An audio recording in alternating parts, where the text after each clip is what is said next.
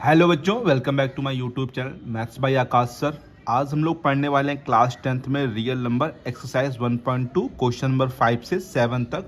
1 से लेकर 4 तक हमने इससे पहले की वीडियो में बच्चों कराए हैं।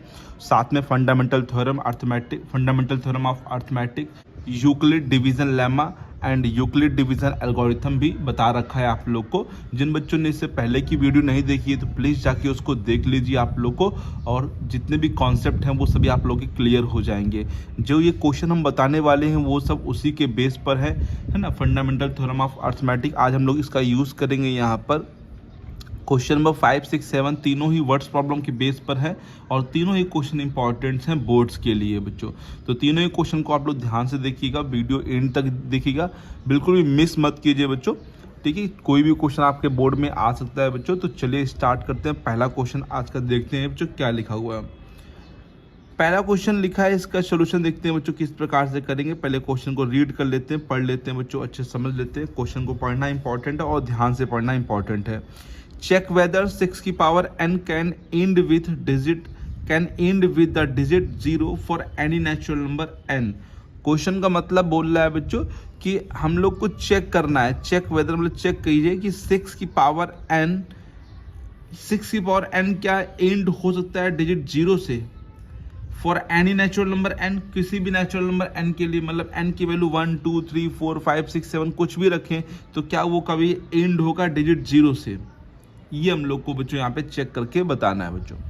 देखिए बच्चों, अगर कोई भी नंबर है और वो एंड हो रहा है 0 से, तो ये आप लोग ध्यान रखिए, अगर वो 0 से एंड हो रहा है मतलब उसके दो फैक्टर तो पक्का होंगे, 2 और 5। जैसे मान लीजिए 10 है तो 10 में 2 और 5 आता है, तो 20 में भी करेंगे तो 2 और 5 जरूर आएगा। बस 2 और 5 की जो क्वांटिटी है वो बढ़ घट सकती है, लेकिन 2 और 5 तो होना कंपलसरी है। 30 करिए आप, चाहे 40 करिए, चाहे 50 करिए, चाहे 100 करिए, चाहे 120, चाहे 110, किसी को भी फैक्टर में आप देखेंगे जिसके लास्ट में 0 आ रहा है तो उसके प्राइम फैक्टराइजेशन में 2 और 5 पक्का होगा। तो अगर इसके प्राइम फैक्टराइजेशन में 2 और 5 है बच्चों तो ये तो पक्का फिर 0 से एंड होगा। और अगर कोई भी एक नंबर नहीं है इसमें तो ये फिर कभी भी 0 से एंड नहीं हो सकता है, चाहे n की वैल्यू कुछ भी हो बच्चों। और अभी मैंने आप लोग को फंडामेंटल थ्योरम ऑफ अर्थमेटिक बता रखा है बच्चों कि किसी भी नंबर्स के यूनिक फैक्टर होते हैं। किसी भी नंबर के यूनिक फैक्टर होते हैं मतलब केवल एक ही फैक्टर प्राइम फैक्टराइजेशन पॉसिबल है, कोई अदर पॉसिबल नहीं है बच्चों। तो इसका जो भी एक फैक्टर होगा प्राइम फैक्टराइजेशन वो यूनिक होगा, तो हम लोग उसे समझ जाएंगे कि ये 0 से एंड होगा कि नहीं होगा। तो पहले मैं लिखूंगा कि if any number end with 0, तो अगर कोई भी नंबर एंड हो रहा है 0 से तो इट वुड हैव फैक्टर 2 और 5, तो उसके 2 और 2 और 5 जो है उसके फैक्टर होना कंपलसरी है बच्चों। तो पहले ये लाइन लिखते हैं, if any number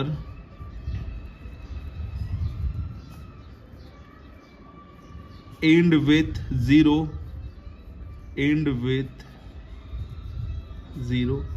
then it would have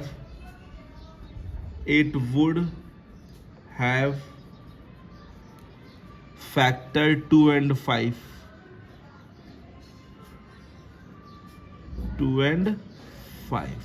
ठीक है, अगर कोई भी नंबर एंड हो रहा है 0 से तो उसके फैक्टर 2 और 5 कंपलसरी है बच्चों यहाँ पे। ठीक है, सिंस 6 की पावर n हैव फैक्टर्स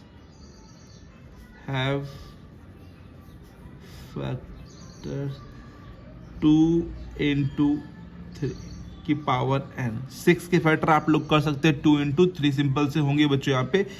तो 2 into 3 की power n which is unique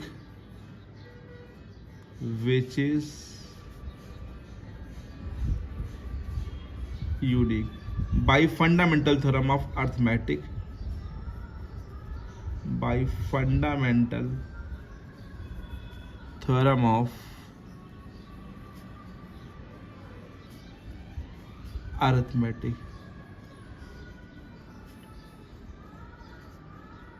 ठीक है, bye fundamental theorem of arithmetic.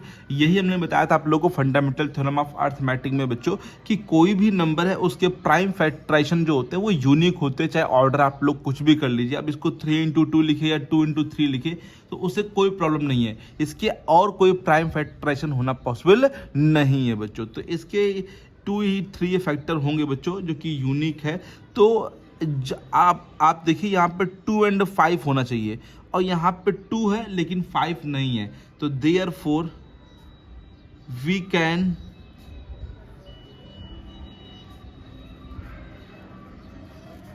we can say that 6 की power n can never end with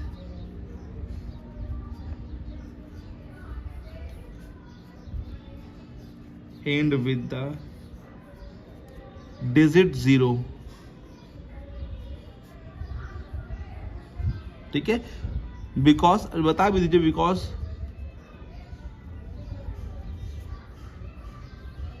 because it doesn't have factor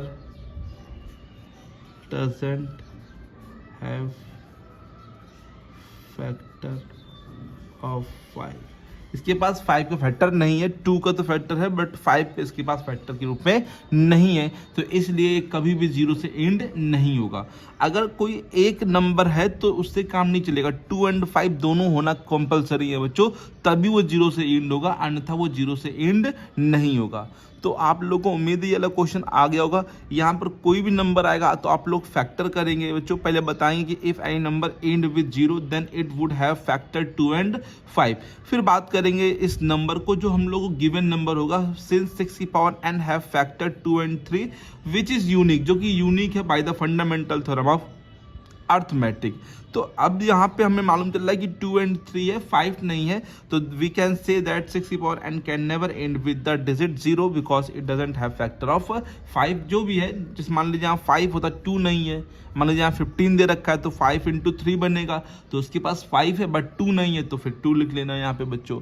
बाकी आप लोग को जरूरी नहीं कि कॉपी पेस्ट कर देना, यही जाके आपको रटना, ये रटना नहीं, आपको समझना है कि हाँ कोई नंबर अगर 0 से एंड होता है तो उसके 2 और 2 और 5 इसके फैक्टर होते हैं, और फिर नंबर देखते हैं उसमें फैक्टर क्या क्या है, 2 और 5 है तो वो 0 से पक्का एंड होगा, और 2 और 5 में कोई एक है ना, एक नहीं है तो वो कभी भी 0 से एंड नहीं होगा बच्चों, राइट है। तो चलते हैं बच्चों नेक्स्ट क्वेश्चन पे। उम्मीद है ये वाला क्वेश्चन आप लोग को बहुत ही अच्छे से आ गया होगा बच्चों। तो आप देखते हैं बच्चों क्वेश्चन नंबर 6 क्या लिखा हुआ है। क्वेश्चन नंबर 6 की बात करें तो बच्चों क्वेश्चन नंबर 6 में लिखा हुआ बच्चों, explain why 7 × 11 × 13 + 13 and 7 × 6 × 5 × 4 × 3 × 2 × 1 + 5 are composite number. तो हम लोग को ये एक्सप्लेन करना है ये कंपोजिट नंबर क्यों है। तो आप लोग को हमने पिछली क्लास में बताया रखा है बच्चों प्राइम नंबर क्या होते हैं और साथ में कंपोजिट नंबर क्या होते हैं। एक बार समझ लीजिए बच्चों, सिंपल सा, 1 मिनट लगेगा बच्चों। प्राइम नंबर वो नंबर होते हैं जिनके केवल 2 फैक्टर होते हैं, और कंपोजिट नंबर वो होते हैं जिनके 2 से ज़्यादा फैक्टर होते हैं, मोर देन 2 फैक्टर होते हैं, तो वो कंपोजिट नंबर कहलाते हैं बच्चों। अब अगर मैं बात करूँ बच्चों इस क्वेश्चन की, तो अगर हम लोग को बताना है कि ये कंपोजिट नंबर क्यों, तो पहले इनको सॉल्व करेंगे बच्चों, और सॉल्व करके बताएंगे कि इसके जो फैक्टर हैं वो मोर देन 2 है, इसीलिए बच्चों ये क्या है कंपोजिट नंबर पे आएगा। बात करें फर्स्ट नंबर की, तो लिखा है 7 × 11 × 13 और प्लस का 13।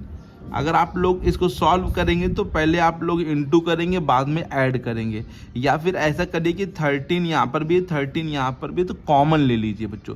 ये पूरा एक टर्म है, इस पे गौर करिए, एक ये टर्म है, तो कितने टर्म है, 2 टर्म्स हैं यहाँ पर। तो 13 आप लोग यहाँ पर कॉमन ले लीजिए, तो 13 कॉमन लेंगे तो 7 × 11 बच जाएगा, और प्लस यहाँ पर 1 बच जाएगा। अब 13 को ऐसे लिखिए और यहाँ पर 77 + 1, ठीक है, 13 और इंटू ये कितना हो जाएगा 78। देयरफॉर इट इज कंपोजिट, क्योंकि अब इसमें मल्टीप्लाई नहीं कर रहे हैं, क्योंकि मालूम चल रहा है क्योंकि 13 तो एक इसका फैक्टर होगा और 78 के 2 फैक्टर होते हैं, एक 1 हो जाएगा, 2 हो जाएगा, है ना, 3 से भी कट रहा है, तो therefore it is composite number,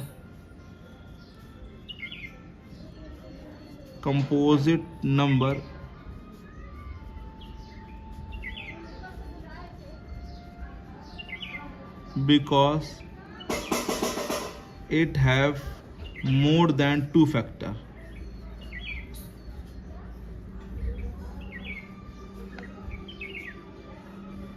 more than 2 factors. ठीक है, तो इसके 2 फैक्टर से ज़्यादा फैक्टर है, इसीलिए ये कंपोजिट नंबर में आ जाएगा। बात करें इसकी बच्चों तो सेम सिमिलरली सॉल्व करेंगे। 7 into 6 into 5 into 4 into 3 into 2 into 1 plus का 5। तो अगर हम बात करें तो अब ये पूरा एक टर्म है, पहले ये समझ लीजिए पूरा एक टर्म है, क्योंकि बीच में क्या लगा हुआ है, मल्टीप्लाई लगा हुआ है, तो पूरा एक टर्म्स माना जाएगा। और 5 अलग है, तो 5 फिर से हम लोग कॉमन ले लेंगे, तो 5 यहाँ जाएगा तो यहाँ 1 बचेगा। तो यहाँ 1 हम लोग लिखेंगे नहीं क्योंकि 1 इंटू में है। तो 7 इंटू 6 इंटू क्या लिख देंगे 4 इंटू 3 इंटू 2, 1 मत लिखिए, 1 का इंटू करने से वही आएगा, कोई इफेक्ट नहीं पड़ेगा। और सॉरी ब्रैकेट नहीं लगेगा, ब्रैकेट बाद में लगेगा, प्लस यहाँ पे क्या बचेगा 1। ठीक है, अब इसका इंटू 7 6 42 हो जाएगा, प्लस 4 3 12 हो जाएगा, 12 इंटू 2 प्लस 1। ठीक है, इंटू कर लेंगे, 12 का पहले कर देते, 12 2 24, कैरी लगा 2 और 12 हो जाए 48 और 2 50, 504 इंटू 2 प्लस 1। 2 से इंटू करेंगे तो 8 0 और ये 2 5 10 प्लस 1। ठीक है, तो 5, तो इसको ऐड कर लेंगे तो 1009।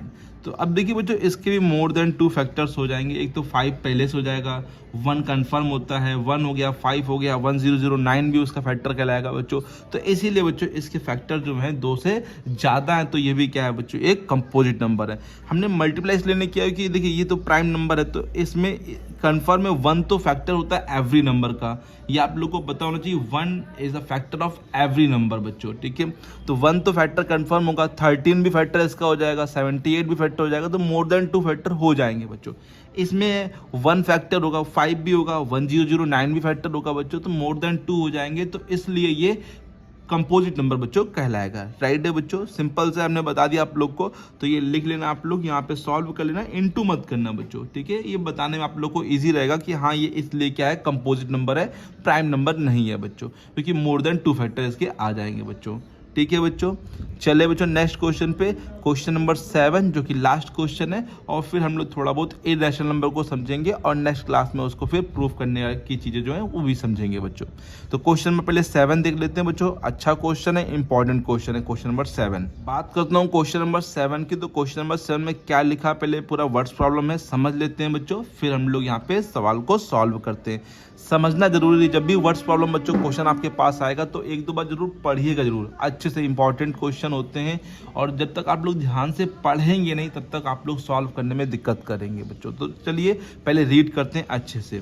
There is a circular path around a sport field. ठीक है, एक सर्कुलर फील्ड है स्पोर्ट फील्ड के around. Sonia takes 18 minute to drive 1 round of the field, है ना, कॉमा लगा, Ravi takes 12 minute for the same, है ना, सेम मतलब उसी एक राउंड को कंप्लीट करने में सोनिया को 18 मिनट्स का टाइम लगता है जबकि रवि को 12 मिनट का टाइम लगता है।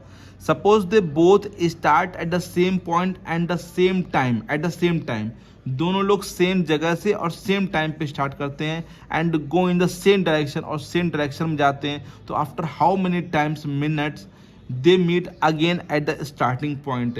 तो आप लोग पहले क्वेश्चन को समझिए, एक सर्कुलर यहाँ पर क्या है, पाथ है। ठीक है, एक सर्कुलर पाथ है, ये थोड़ा सर्कुलर ऐसे हो गया, और सोनिया को मान लीजिए ये पूरा राउंड लगाने में कितना टाइम लगता है, 18 मिनट लगता है, जबकि रवि जो है वो जल्दी से आ जाता है, 12 मिनट में ही आ जाता है बच्चों यहाँ पे।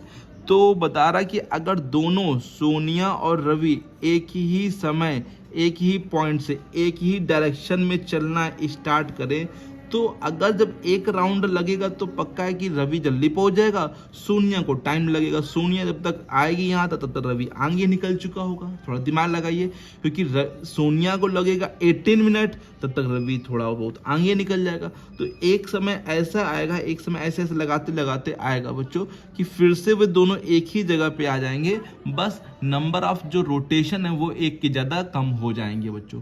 तो वही उसने पूछा कि after how many minutes they will they meet again, दोबारा दोनों मिल जाएंगे। जैसे एक राउंड लगाया, 2 राउंड लगाया, 3, तो एक समय ऐसा आएगा कि रवि जो है वो पूरा कंप्लीट कर लेगा जब सोनिया है उसके कम राउंड लगे होंगे और वो दोनों एक ही पॉइंट पर आ जाएंगे।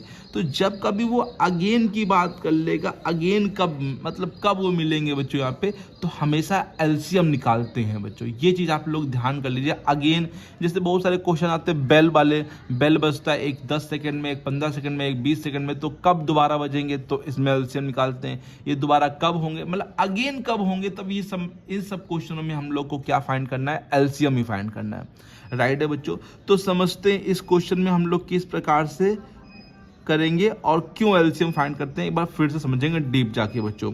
तो पहले लिखते हैं Sonia take time to complete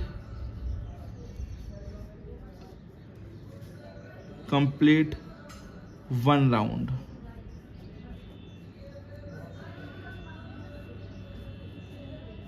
eighteen minute, ठीक है, 18 मिनट।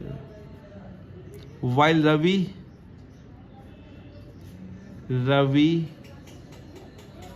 टेक टाइम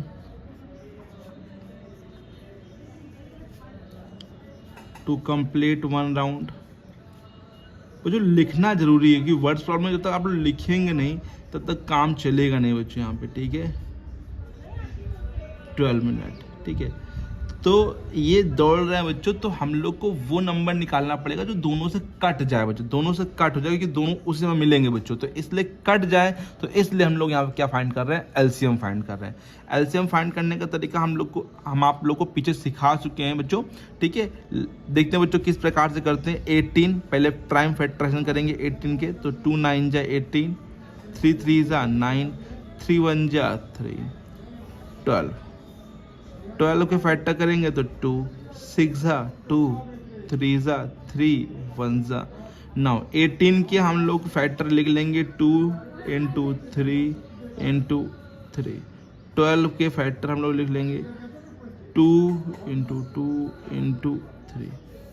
हम लोग को फाइंड करना है एलसीएम। तो देखिए जो पहले मैच कर रहा है उसको यहाँ पर एक ही बार लिखेंगे, 2 मैच कर रहा है और 3 मैच कर रहा है, ठीक है बच्चों। ये तो एचसीएफ होता है बच्चों, लेकिन जो बच गए उनको भी लिख लेंगे, 3 लिख लेंगे और 2 लिख लेंगे। तो ये आ जाएगा 2 3 जा 6, 6 3 जा 18, 18 2 जा 36।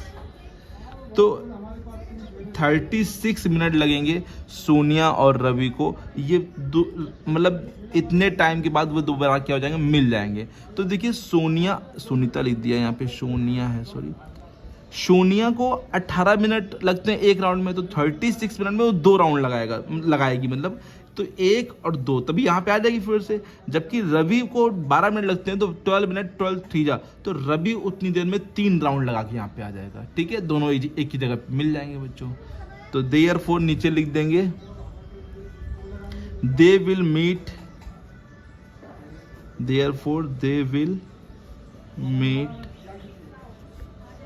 after 36 minutes, they will meet again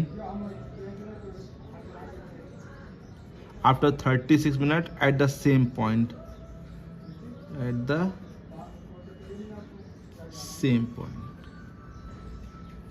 ठीक है। तो समझ में आ गया बच्चों, ये मैंने बताया आप लोग को अच्छे से आ गया। जब भी कभी अगेन वाला क्वेश्चन आएगा तो आप लोग प्लीज़ याद रखिएगा, ध्यान रखिएगा कि हम लोग को इन सब क्वेश्चनों में एलसीएम फाइंड करना होता है। अगर इस क्वेश्चन में ये भी बोल दे कि रवि के और सोनिया कितने राउंड लगे, तो आप लोग निकाल सकते हैं डिवाइड करके, इसका इसमें डिवाइड कर लीजिए। तो सोनिया के 2 राउंड लगे, जबकि देखिए रवि को रेव लिखा है बच्चों मैंने, रवि के कितने राउंड लगेंगे, 3 राउंड लगेंगे बच्चों यहाँ पे, ठीक है। ओके बच्चों, तो उम्मीद है ये क्वेश्चन आप लोग को बहुत ही अच्छे से आ गया होगा बच्चों। थोड़ा सा ये इंग्लिश वगैरह पे गलती हो तो आप लोग वो सही कर लेना, वो इंग्लिश है, ठीक है। मिस्टेक हो जाती है स्पेलिंग वगैरह में, तो आप लोग वो सही कर सकते हैं, ठीक है। उतना ज़्यादा कुछ खास इफेक्ट नहीं पड़ेगा। मेन आप लोग ध्यान दीजिए सॉल्विंग पे बच्चों, क्योंकि हम लोग पढ़ रहे हैं मैथ इस समय, ठीक है। जब इंग्लिश पढ़ेंगे तो स्पेलिंग पे ध्यान देंगे बच्चों यहाँ पे, ओके। तो आप लोग नोट डाउन कर लीजिए और इस टाइप के और भी क्वेश्चन घर पे लगाइए जरूर बच्चों। तो ये एक्सरसाइज 1.2 जो है वो पूरी कंप्लीट हो चुकी है बच्चों।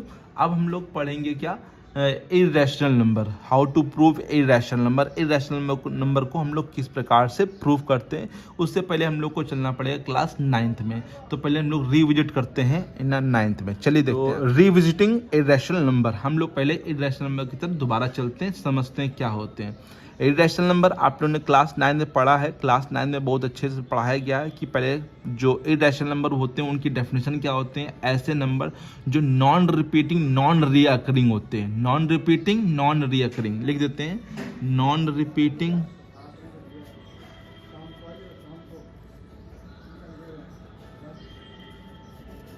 And non recurring.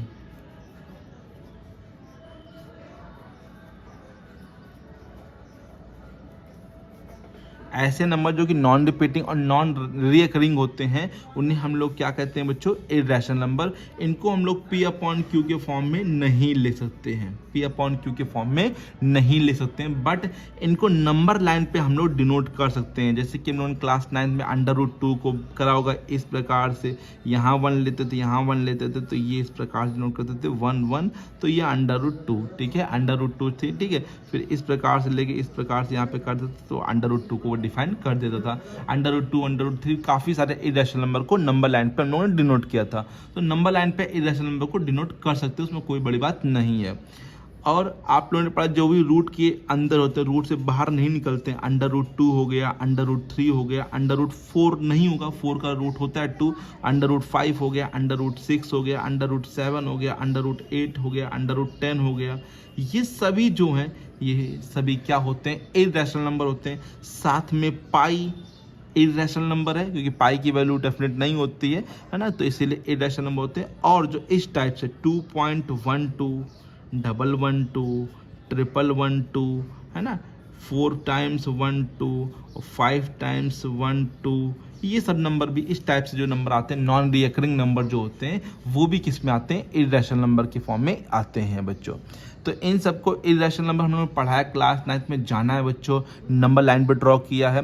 अब हम लोगों ने प्रूव नहीं किया था क्लास 9 में कि क्यों इरेशनल नंबर होते हैं, है ना, हम लोग P/Q के फॉर्म में क्यों नहीं ले सकते हैं इनको बच्चों यहाँ पे, ठीक है, वो हम लोग ने नहीं जाना है। हम लोग यहाँ पर यही पढ़ने वाले हैं कि ये किस प्रकार से प्रूव किए जाते हैं। √2 इरेशनल नंबर क्यों होते हैं, √3 क्यों होते हैं, √5 क्यों होते हैं, √7 6 नहीं किया मैंने, क्यों, क्योंकि अभी जो हम लोग पढ़ेंगे फिलहाल प्राइम नंबर्स में ही पढ़ेंगे। 2 3 5 7 11 जो प्राइम नंबर्स हैं उनको ही प्रूव यहाँ पे करेंगे। ऐसा नहीं कि इनको प्रूव करने का कोई तरीका नहीं, तरीका है, बट यहाँ पर हम लोग के सिलेबस में ओनली प्राइम नंबर्स को ही दिया गया बच्चों, ठीक है। तो उसी से रिलेट करते हम लोग एक थ्योरम भी पढ़ेंगे, जानेंगे नेक्स्ट क्लास में थ्योरम को भी। लेकिन फिलहाल अभी आप लोग इतना जान लीजिए कि हाँ, इरेशनल नंबर क्या होते हैं, नॉन रिपीटिंग और नॉन रीअकरिंग होते हैं और P/Q के फॉर्म में नहीं लिखे जा सकते हैं। ये कुछ एग्जाम्पल मैंने बताया जो रूट से बाहर नहीं आते हैं, जो पाई के फॉर्म में लिखे होते हैं, और जो ऐसे जो पॉइंट के बाद लगातार रीअकर करते हैं, नॉन रीअकरिंग करते हैं। मतलब जैसे 1 आया, फिर एक बार वो आ गया, फिर मतलब 2 आ गया, कुछ और नंबर, फिर डबल बार, फिर इस प्रकार से नॉन क्या होता है, अकरिंग नंबर होते हैं, उसे हम लोग क्या कहते हैं बच्चों, बोलो, इरेशनल नंबर। राइट है बच्चों। तो उम्मीद है ये आप लोगों को क्लास बहुत ही पसंद आई होगी। तो अगर पसंद आए तो लाइक जरूर करिएगा और चैनल को सब्सक्राइब जरूर करिए बच्चों, और press the bell icon please, क्योंकि अगर बेल आइकन को प्रेस नहीं करेंगे तो नोटिफिकेशन आप लोग को नहीं मिल पाएगी बच्चों।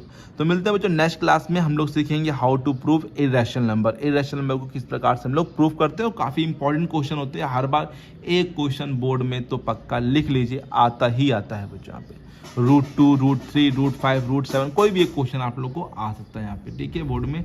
तो यहाँ तक आप लोग कंप्लीट कर लीजिए। अगर आपके पास कोई प्रॉब्लम है तो प्लीज़ आप लोग कमेंट बॉक्स में लिख कर भेजिए, या फिर कोई चीज़ नहीं समझ आई तो उसको भी ज़रूर पूछिए बच्चों, यहाँ पे मैं उसको दोबारा फिर से बता दूंगा बच्चों। तो मिलते हैं बच्चों नेक्स्ट क्लास में, तब तक के लिए thank you so much. Keep learning and keep practising.